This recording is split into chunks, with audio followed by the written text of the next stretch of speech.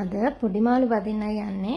ගොඩක් වෙලාවට ඉතින් අපි ලංකාවේ පුරුදුලා ඉන්නේ ලුණු දෙහි ඇඹුල් ගම්මිරිස් වගේ දේවල් දාලා බදින්න. එහෙම නැත්නම් බිස්කට් කුඩු ගාලා බදින්න වගේ දෙයක් නේ පොඩි මාළු වලට.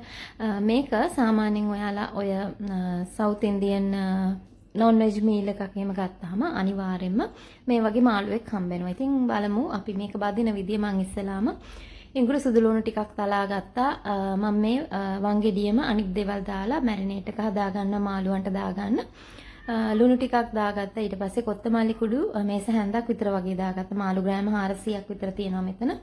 ඒ වගේම සූදුරු කුඩු මේස හැන්දි කාලක් විතර වගේ දාගත්තා. තේ හැන්දි නෙමෙයි මේස හැන්දි. ඊට පස්සේ මිරිස් කුඩු වගේ රස අනුව ඒ වගේම කහ කුඩු බොහොම චුට්ටක් එකතු කරගන්නවා. පොඩි පාටක් එන්න, ලොකුවට කහ පාට එන්න නෙවෙයි. ඒ වගේම දෙහි හෝ ලෙමන් වල ඉස්ම ටිකක් වැඩිපුර.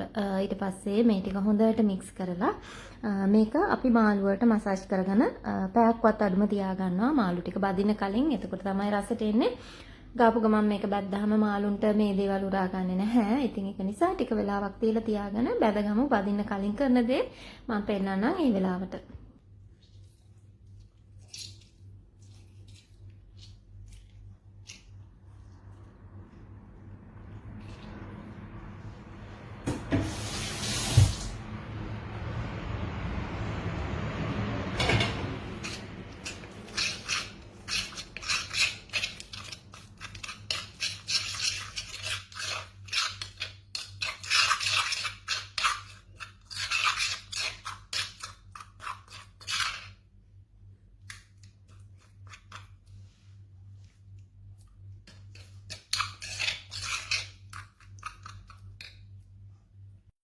මාළුවට මේක ගා ගන්න කලින් පොඩක් ලුණු ඇඹුල් බලා ගන්න. ඒ වගේම මේ මාළු ටික මං සෝදලා කහයිම දාලා සෝදලා අරගෙන මේ වගේ ටිකක් කැපුම් ටිකක් එහෙම දාගෙන තියෙන්නේ.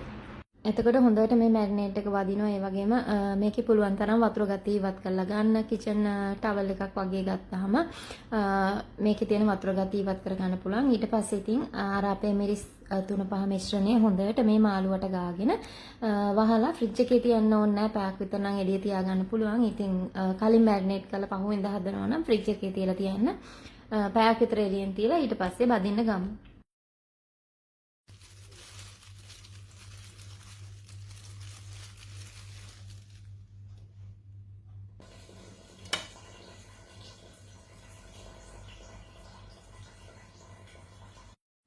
දැන් ඉතින් පැයක් විතර තිබ්බට පස්සේ මාළු ටික මේ වගේ තියෙනවා. මේකට උඩින් දා ගන්නම් මම පාන් පිටි මෙස හැඳි දෙකක් විතර වගේ.